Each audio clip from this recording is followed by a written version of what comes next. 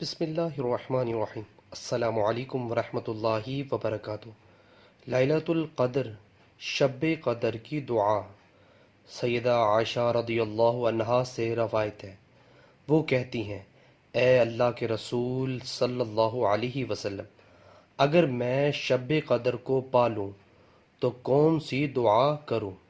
آپ صلی اللہ علیہ وسلم نے فرمایا، اللہم انک عفو تحب العفو فاعف عنی۔ ترجمہ، اے اللہ تو معاف کرنے والا ہے، معافی کو پسند کرتا ہے، لہٰذا مجھے معاف کر دے۔